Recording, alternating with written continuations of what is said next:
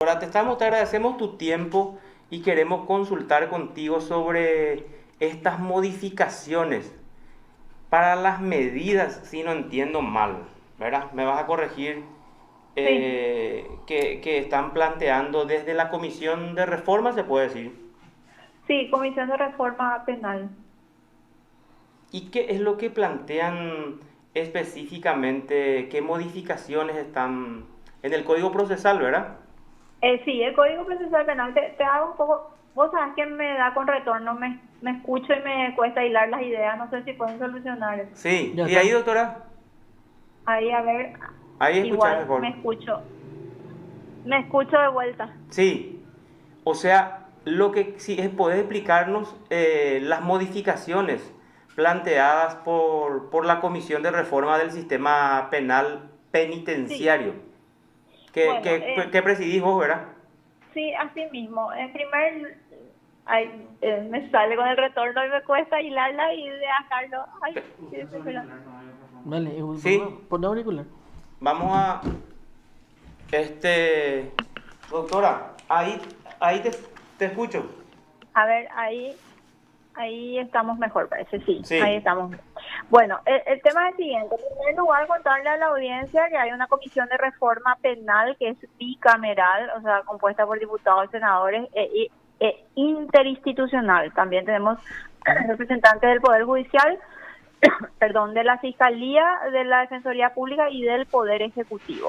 En ese contexto, nosotros hubo una comisión anterior en 2015 que obtuvo algunos resultados y estamos eh, volviendo a revisar esas propuestas normativas. Ujú. Y en ese contexto estamos ahora o sea, ayer resolvimos lo del 242, que había una propuesta normativa que nosotros volvimos a modificar y lo que básicamente se modifica es un poco la parte del proceso, no de los elementos para ir o de los requisitos para la prisión preventiva, sino que se establece un plazo dentro del cual se debe convocar a la persona para la aplicación de medidas alternativas o de la prisión preventiva en caso que no haya una persona aprehendida.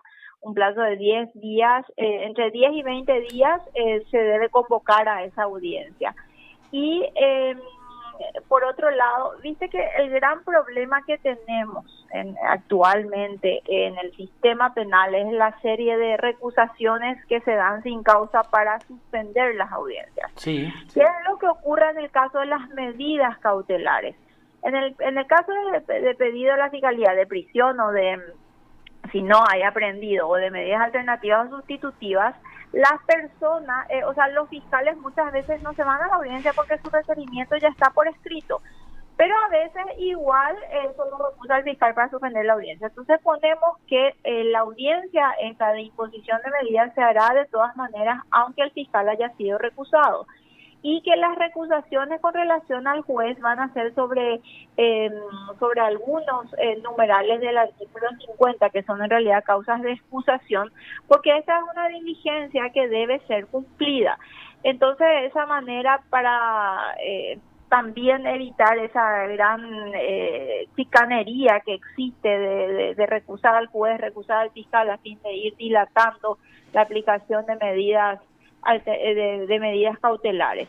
Luego, en el tema de el 243, que son las causales de peligro de fuga, lo que se agrega en el numeral 1, o sea, porque el peligro de fuga es, bueno, a ver, yo te aplico una prisión preventiva porque hay un peligro de fuga o de obstrucción. Entonces, para que te sometas al proceso necesito que la persona esté privada de libertad, ¿verdad? O le damos medida alternativa sustitutiva, que ahí también hay una cuestión, Carlos, en el sentido de que para aplicar medidas alternativas o sustitutivas deben darse los presupuestos de la prisión y entonces como las Sí. medidas alternativas sustitutivas son menos gravosas aplicamos esas.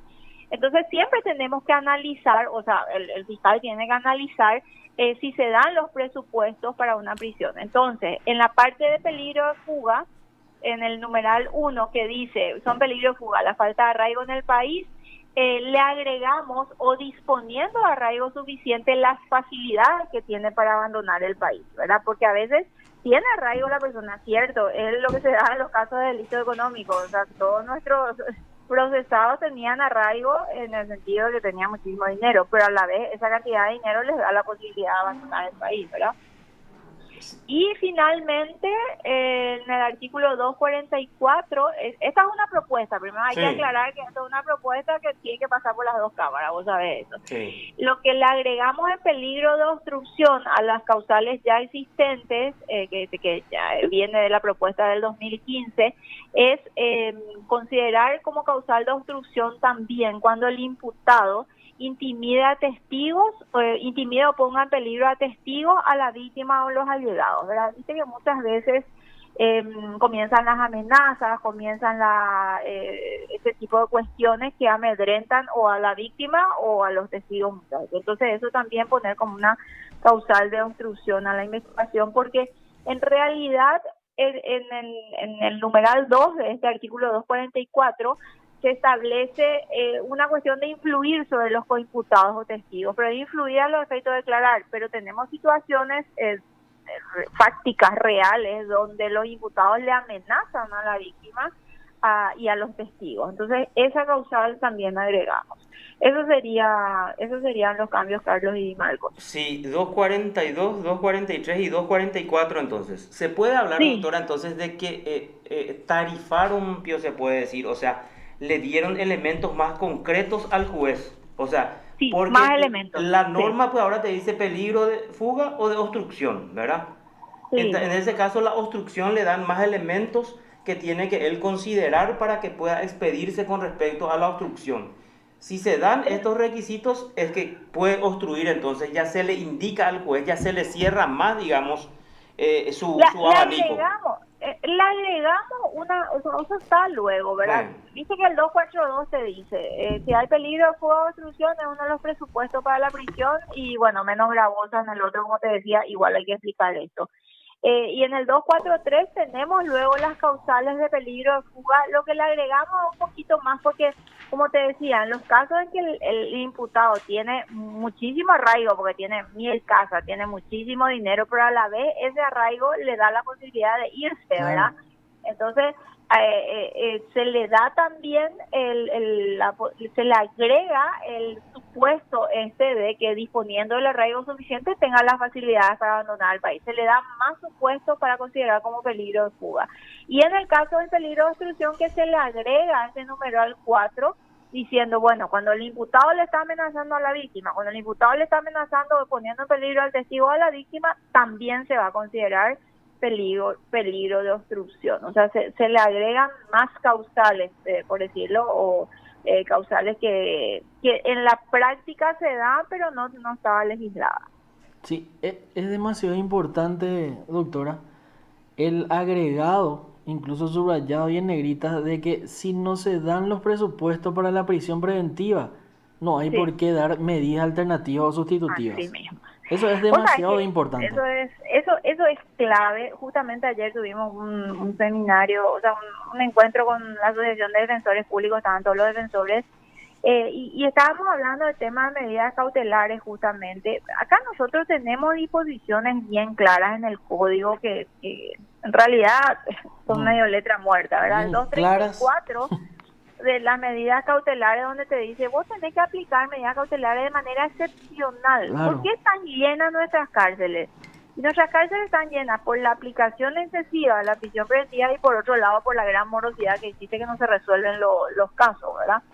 Entonces, vos tenés el 234 del Código Procesal Penal, donde dice las medidas cautelares, sea esta prisión preventiva o alternativas sustitutivas, son sí, excepcionales. Y tenés el 304, medidas cautelares, donde te dice un acta de imputación no implica que vos sí o sí tengas que pedir una medida cautelar. ¿Por sí, qué? sí, Porque, categórico. Eso, pero eso hay que porque por lo que remarcar, porque sí, por como lo vos que decís, vos es ley sí, muerta básicamente, porque en la práctica es otra cosa.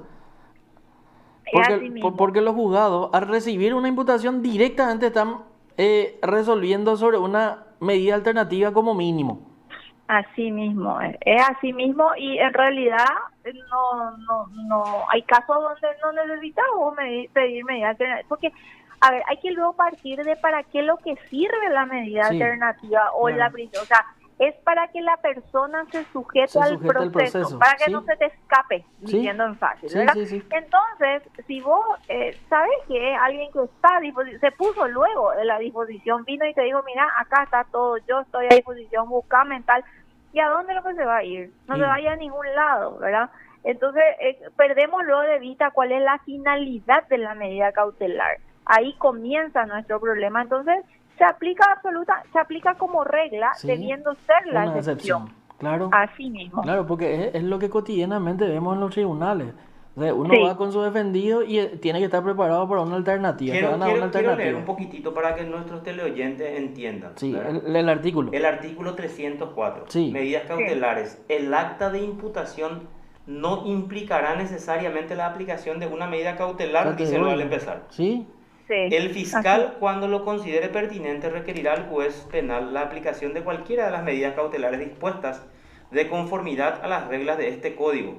Sin embargo, no se podrá solicitar ni aplicar una medida cautelar si no existe previamente un acta de imputación fundada. O sea, esto es lo que estamos diciendo entonces, doctora, para entender mejor. Claro. O sea, el fiscal, a ver un poco, en la práctica, que vos estuviste mucho tiempo también en el Ministerio Público, doctora, en la práctica el fiscal puede presentar sin pedir absolutamente nada una imputación, por ejemplo, contra un ciudadano. Así mismo.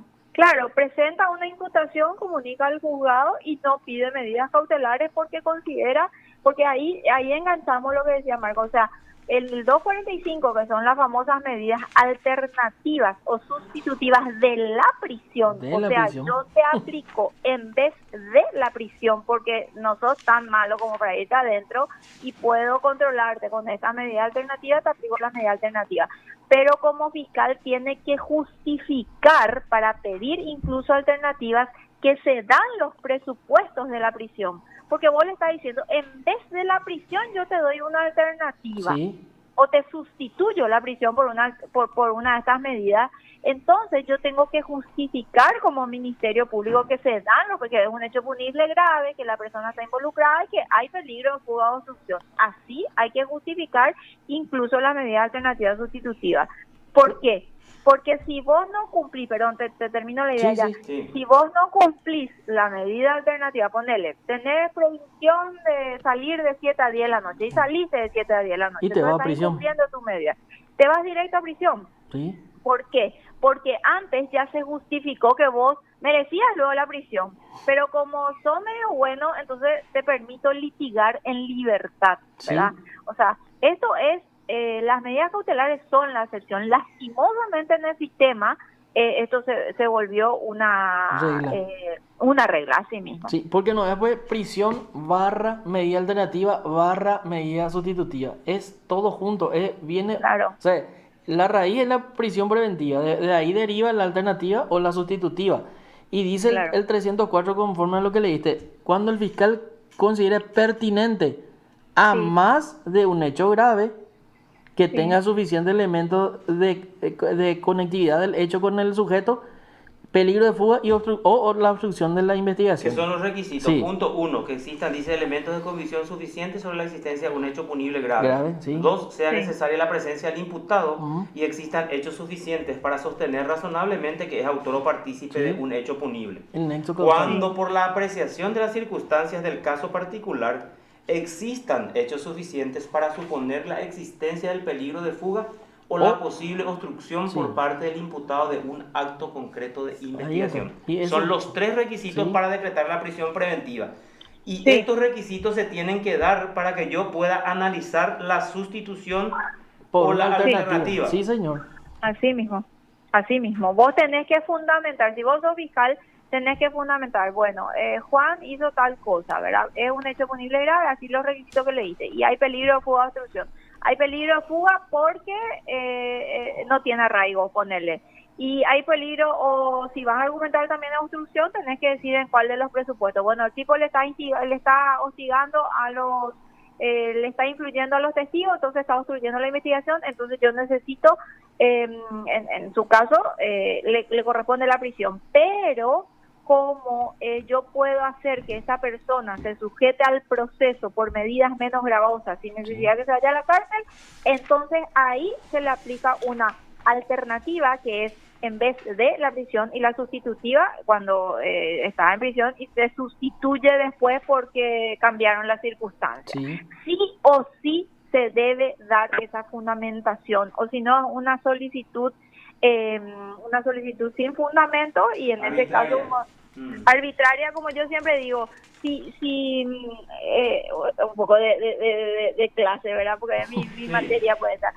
Si un fiscal pide un pedido de prisión preventiva sin fundamentar, es un hecho típico, antijurídico, reprochable y punible de privación de libertad. Porque ¿qué es la prisión preventiva? Ilegítima. Es un 124, una privación de libertad. Es solamente que el Código Procesal Penal, por las disposiciones que nosotros estamos leyendo en este momento, le da un permiso al órgano jurisdiccional, una causa de justificación para decir, bueno, yo le voy a privar de su libertad a Juan, es un hecho típico, pero no es antijurídico, decimos dentro de la estructura del hecho punible, porque hay un permiso en el código siempre y cuando vos fundamentes. Igual que cuando el tema de la orden del allanamiento. Sí. ¿Qué es el allanamiento? Es una violación del domicilio. La privación, Del domicilio, es una violación del domicilio, pero vos tenés un permiso para entrar a la casa ajena que te da el juez, siempre y cuando eso esté fundamentado y diga, bueno, yo quiero entrar a la casa de Juan porque yo sé que ahí está el muerto, está el arma, está tal cosa, y eso me voy a ir a buscar. Claro, Y el homicidio en defensa propia también sería eso entonces. Sí. ¿Perdón? Que matar en defensa propia también entonces sería un ejemplo, digo. Sí, legítima defensa. Sí. Esa es una causa de justificación, es un permiso que te da el artículo 19 del Código Penal, donde te dice vos podés matarle a otro siempre y cuando se dé una situación en que tu vida o la de un tercero esté en peligro, que eso sea necesario, que sea racional y que permita terminar con la acción en el momento. O sea, tampoco que te va a irle matando más a cualquiera, Claro. sino que se deben dar determinados requisitos de análisis de pero es una causa de justificación. Vos estás cometiendo un hecho típico de homicidio, pero no es antijurídico y ya no podés analizar, no podés seguir en el análisis porque el mismo código te da un permiso para matar.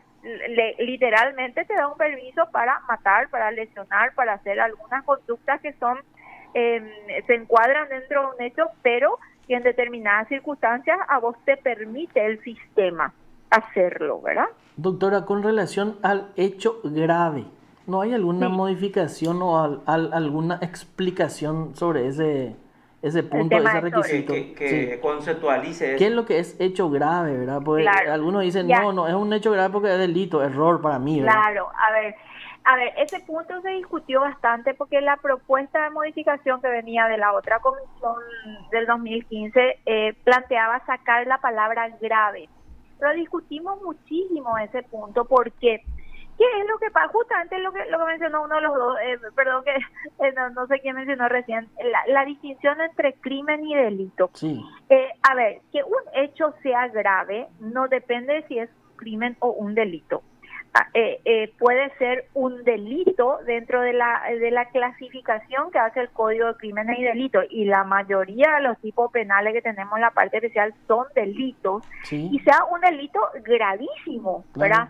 No por ser delito no va a ser grave, y a lo mejor de repente vos tenés un crimen que también que a lo mejor que está dentro de la categoría de crimen, pero no es tan grave que vos le podés tener sujeto al individuo mediante una medida alternativa, ¿verdad? Entonces, en realidad al final dejamos la palabra grave porque el hecho punible grave, sea crimen o delito, debe justificarlo el Ministerio Público. Y ahí ya viene el primer tema. Entonces, el Ministerio Público debe argumentar correctamente los presupuestos y como estamos concluyendo, evidentemente ustedes son personas que entienden el Código Penal, o sea, cuando vas a pedir, aunque sea una alternativa, tenés que fundamentar como una prisión y en todos los casos tenés que fundamentar que es grave, que está involucrado lógicamente el ciudadano y que hay peligro de fuga o obstrucción. No, es que tenés que citar, eso no es fundamentación. Claro. Hay que explicar conforme a las circunstancias fácticas que se presentan en un determinado proceso. Sí, pues, siempre yo digo, no es lo mismo pues apropiarse de 1 millón de guaraníes de un excombatiente que necesita eso para sobrevivir en el mes, que apropiarse de Sí. 1 millón de guaraníes de Robert Harrison, por ejemplo. O sea, la Eh, gravedad no existe claro, ahí comparación entre la gravedad de un hecho y otro hecho. En un hecho claro. es grave, porque atenta contra la vida incluso de esa persona que va a subsistir con ese 1 millón de guaraníes. Pero para el otro ejemplo, o sea, no es tan grave, o sea, no. Claro, por ejemplo, la vigiato, o sea, que le robe la única vaca que tiene una Sí, familia para subsistir, que le da la leche, que de eso hacen queso, que venden la leche, etcétera, que es su fuente de comer, sí, entonces es mucho más grave que le robe a alguien que tiene 10.000 cabezas una vaca, así ¿verdad? mismo. Entonces eso no se puede tasar, por eso es que nosotros no podemos decir acá es más grave o es menos grave, eso lo tiene que determinar el Ministerio Público, de acuerdo a las circunstancias, de acuerdo a la condición de la persona, porque puede ser que sea grave también, pero no hay peligro de fuga ni de obstrucción. Claro, claro, Entonces claro. no se te dan todos los presupuestos para que vos pidas la prisión o una alternativa. Pero lastimosamente, así como dijeron ustedes, esto es de cajón, es así un formal, Sí, bueno, listo, y vamos a así pedir sale mismo. alternativa, ni se analiza luego si hay o no presupuesto, ¿verdad? No, Sí, Se da el 242 y quiero esta alternativa, previsión de salida al país, comparecencia, cauciones, el tema de la caución es todo un tema, hay gente que no tiene plata, pero en realidad no se vaya a ningún lado, no tiene un inmueble para dar, ¿verdad? Y se afecta al patrimonio de la gente que no tiene capacidad.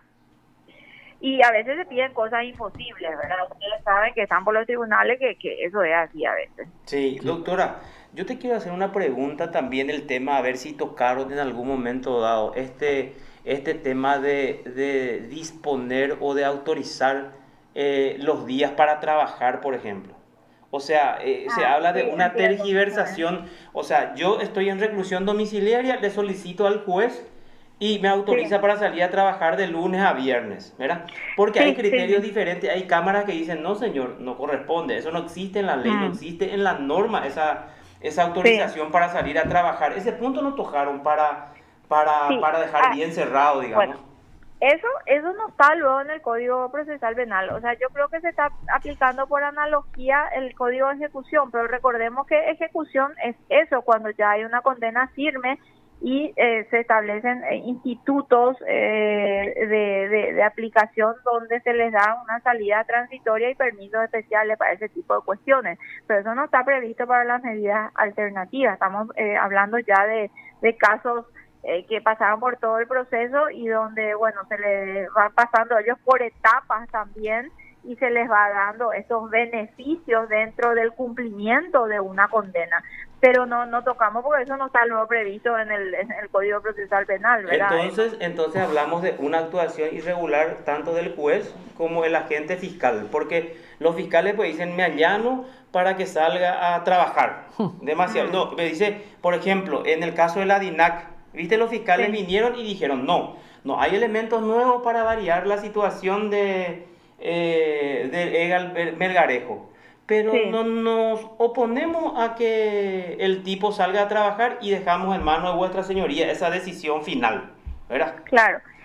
A ver, ahí pues está, y no sé ni quién es el fiscal ni nada, te voy a hablar en líneas muy generales, ahí Sí, está la mala aplicación de la medida alternativa.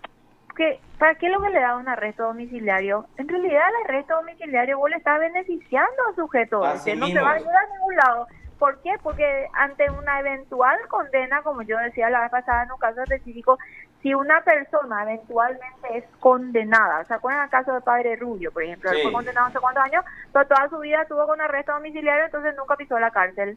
Siempre, y ya cumplió todo, pues, porque eso se computa después si sí. vos tenés una condena firme.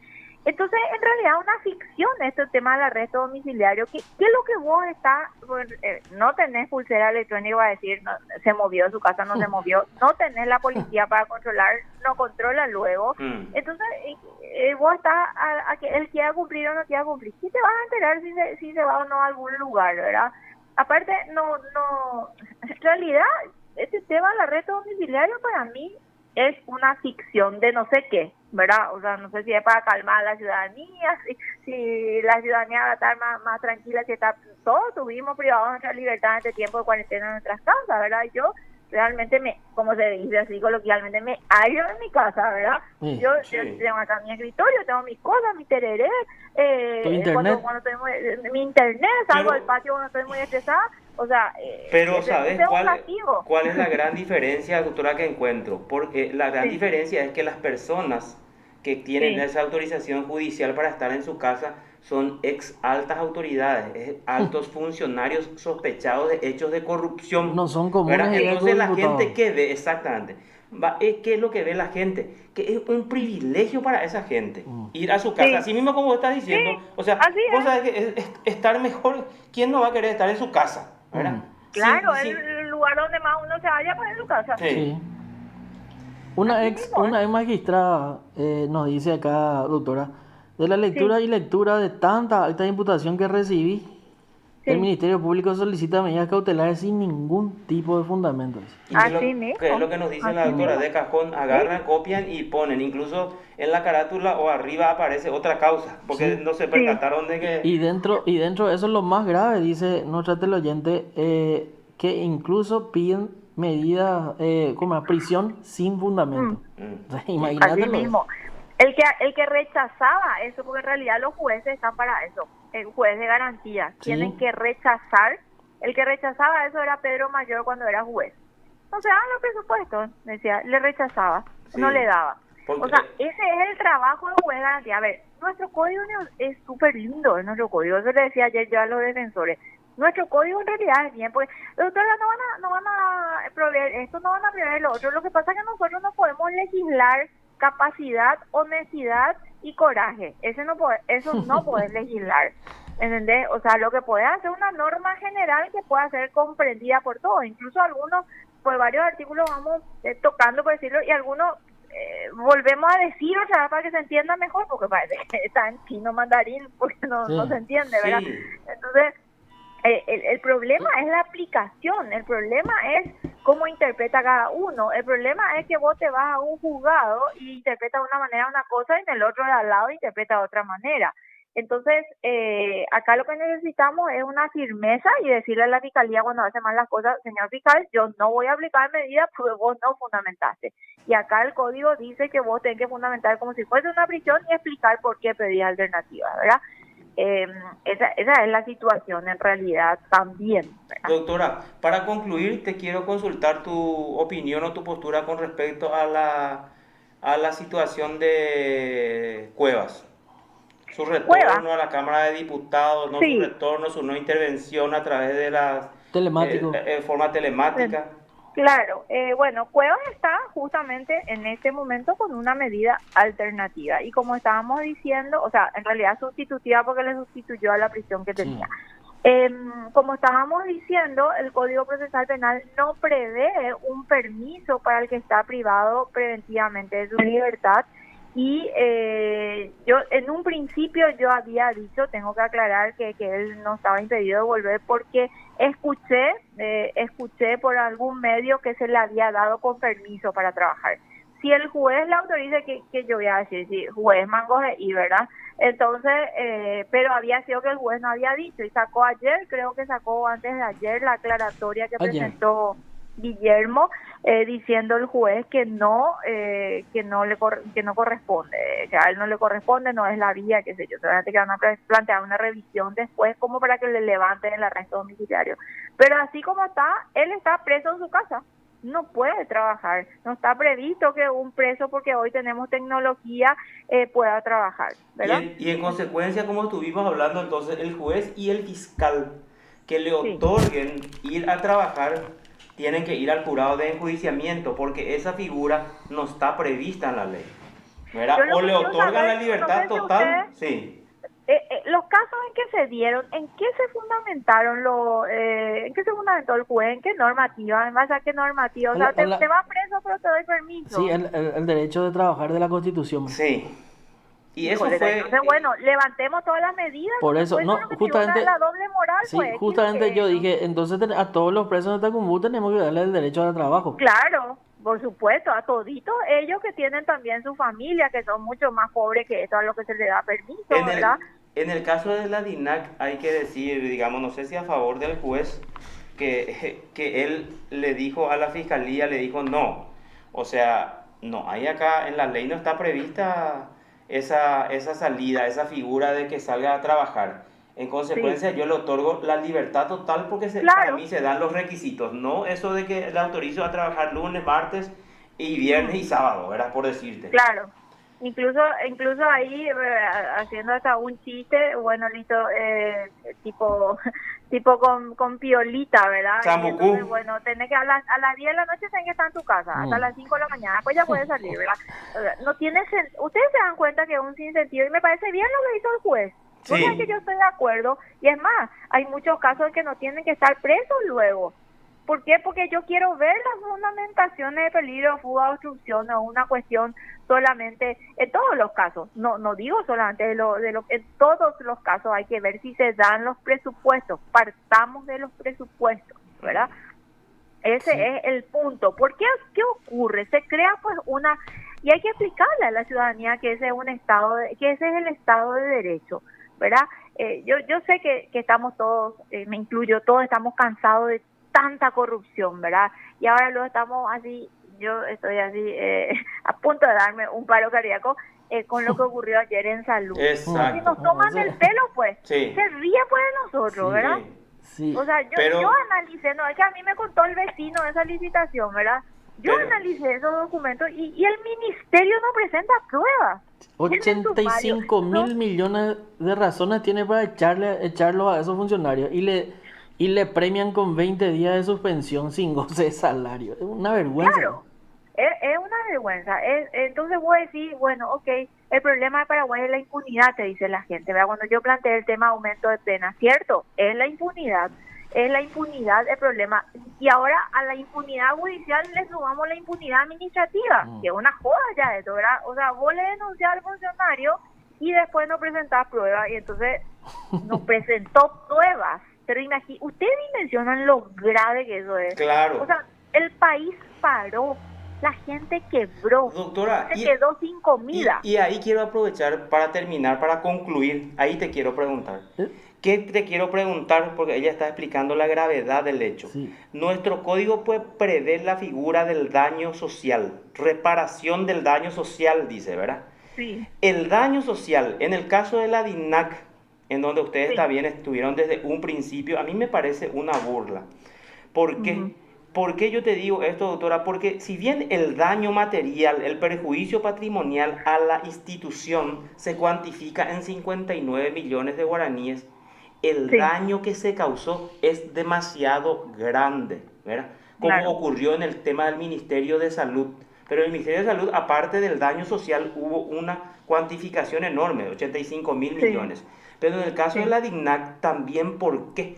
Yo estaba mirando, estaba leyendo y no encontré, digamos, antecedentes en nuestro código ni en nuestros fallos. Encontré solamente en el tema de Costa Rica, que sí, especifica y explica lo que es el daño social y lo que causa, valga la redundancia, lo que daña a la institucionalidad de la República. sí, Entonces, así es. ¿cómo se mide eso para establecer una sanción en base a la reparación? ¿Cómo le haces reparar, por ejemplo? ¿Vas a pedir sobre esos 59 millones o vas a decir no? 59 millones de euros, porque imagínate en época de pandemia, el primer hecho de corrupción, o sea, ellos carburaron y la imputación fiscal aparte dice que formaron o conformaron un esquema criminal Sí, en base a empresas fantasmas. sí. Bueno, el tema ahí, tenés toda la razón, no hay un catálogo de cómo determinar el daño social y me gusta mucho tu análisis porque acá todo se circunscribe en 59 millones nomás. Sí, sí. exacto. Petropar 300 millones nomás Ya devolvieron pero todo a aparte, ver, le dice, ya se devolvió todo no, otra vez. ya está, ya devolvieron, ¿no? Sí, Qué mala que sos, sí, ¿verdad? Pero que sí, y vos no se te da luego el gusto, ¿verdad? exacto. Bueno, a ver, punto uno, lo que vos mencionaste, tema de pandemia. Punto dos, ¿con cuánto dijo el Estado que tienen que vivir cada familia paraguaya con esos putumos y eso que dieron? 500 Con mil. 500.000. Ok, sí, Cada 500.000 que estás tocando le estás robando la comida a una familia. sí, Punto tres, aparte del daño patrimonial, que es el monto, acá, tanto en Nina como en Petropar, eran tapabocas vencidos, o sea, son criminales encima, Sí. vencidos. Punto 3, te hago paralelismo con Petropar, porque Petropar es parecido, pero tenía más hechos. Petropar nosotros denunciamos una compra de 300 millones. Y te pongo ahí una teoría que a mí me gusta mucho, se aplicó por primera vez en el caso de la Secretaría de Acción Social con Julián Andrasco. Después no sé si que yo había acusado esa causa, ya defendieron otros fiscales porque renuncié, pero no me acuerdo no sé si en otro caso se aplicó la teoría personal del perjuicio patrimonial. Y te pongo el ejemplo concreto del agua tónica en Petropar. La agua tónica en Petropar se compraron 5.000 botellas a 5.000. La fiscalía dice, bueno, de 5.000 luego se entregaron 3.000 nomás. Y ustedes saben que en Petropar, de toda esa compra de 300 millones, solamente se entregaron 3.000 botellas de tapaboca y los trajes protectores. El resto no se entregó. Claro. El resto no se entregó. O sea que si nosotros, los diputados, porque fuimos los únicos que denunciamos de hecho, no denunciábamos ese hecho, no nos pillaron, todo sigue igual. No vamos a devolver la plata. Nos pillaron y por eso devolvimos la plata. Y lo más grave ahí... Vos, no provisión. Bueno, lo que te iba a explicar del agua tónica. Esa compra se hizo en el marco de la pandemia. ¿Qué significa eso? Que vos tenés que comprar solamente lo que es imprescindible para la pandemia. Entonces, el agua tónica no sirve para absolutamente nada en la pandemia. Entonces, para mí, con la teoría personal de perjuicio que te dice, acá, la teoría personal se llama, ¿verdad? Vos no tenés que tener en cuenta solamente el valor de lo que se adquirió, sino la finalidad de lo que adquiriste. Y en el caso, vos sos Petropar, comprás para la pandemia, no sé luego por qué compras para la pandemia, dicho sea de paso, y otra vez comprar agua tónica que no te sirve absolutamente nada para la pandemia. Aunque haya costado 25 millones, las 5.000 botellitas, es un perjuicio de 25 millones. Aunque sea el costo, ¿por qué? Porque no te sirve para la finalidad de tu institución, porque vos no estás echando tu plata. Ahora, si vos te querías tirar tu plata, que no lo vas a hacer, entonces yo no entiendo por qué los administradores públicos creen que ellos pueden hacer lo que quieren con nuestro dinero, ¿verdad? Ese es otro paradigma que hay que cambiar. Entonces, en este caso, para mí, por ejemplo, en el agua tónica los 25 millones son perjuicios. Sí, entero, claro, porque no había necesidad. Claro, porque no es algo que sirve para lo que para el llamado que vos hiciste, ¿entendés? Entonces ahí tenés toda una cuestión, y ahí sí que no tenés luego perjuicio patrimonial si vas a ir por la teoría económica del perjuicio patrimonial, pero no te sirve pues para lo que vos estás comprando. Y otra vez no tenés luego plata como Estado, porque ustedes saben que estamos a punto de ir a saldo rojo, ¿verdad? Entonces, realmente como que queremos minimizar, porque es demasiado poco, Nico, es porque ese es el 0,00001 del presupuesto general de la nación. ¿Qué me importa? Aunque sea nada del presupuesto general de la nación, estás sacando plata del Estado paraguayo, de un paraguayo que hoy impuestos no puede pagar, ¿verdad?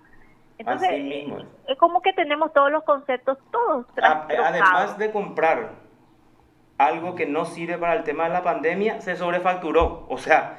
Claro, y lo entregaste otra vez. Otra vez. Exacto. Y aparte que existe un auditor que dijo que sí se entregó todo. Imagínate la gravedad del hecho. Ellos hicieron incluso una auditoría según la imputación y el auditor dice, sí, se entregaron las 5.000. ¿Y dónde están los 2.000? Le dice la fiscal, ¿verdad? Eso dice la imputación de Liliana, ¿verdad? Porque para maquillar más, ellos mandaron a hacer una auditoría. ¿Te parece? Y el auditor... Pagamos otra vez nosotros. Exacto. La auditoría. Sí, doctora, quiero concluir. ¿Cuál es tu reflexión final sobre el tema de salud? Quiero preguntarle porque ella está denunciando. El tema de salud en cuanto a lo que resolvieron, ahí debe haber prevaricato, che. Ahí a ver, perdón.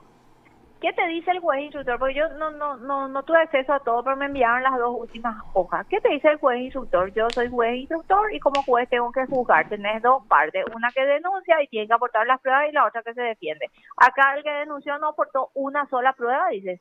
El Ministerio de Salud no aportó pruebas y él tiene que juzgar.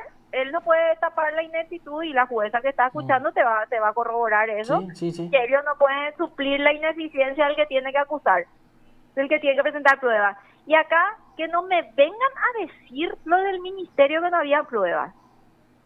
Que no vengan a decir si el mismo presidente Mario Abdo Benítez puso conformó un equipo de ministros, 4 o 5 ministros, no sé qué hay en ese equipo de Yuyo, Sí.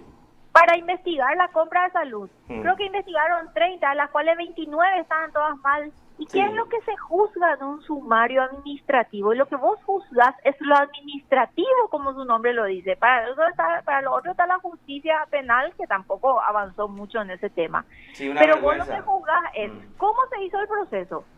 En este proceso de la compra fallida, y tomemos solamente este, porque después está la otra denuncia que hicimos los respiradores, que fue de la misma época y con esta misma gente, pero como el juez sumariante tenía solo este hecho, ahí ellos en el informe de evaluación mintieron Sí. en el informe de evaluación para adjudicarle a esas empresas, y todo quedó impune, porque esto no es una sanción regalo esta vez. Sí, el informe de la Contraloría es contundente ahí. El informe de la Contraloría y concluyó en forma contundente. Es más, incluso había aconsejado o recomendado la instrucción del sumario a la Dirección General de Administración y Finanzas, que no se le metió. Así mismo. Así mismo. Ah. Yo le había dicho a Mazzoleni, digo, se va a ampliar, se va a ver con su voz cansina, con su voz así, que a mí ya no me convence.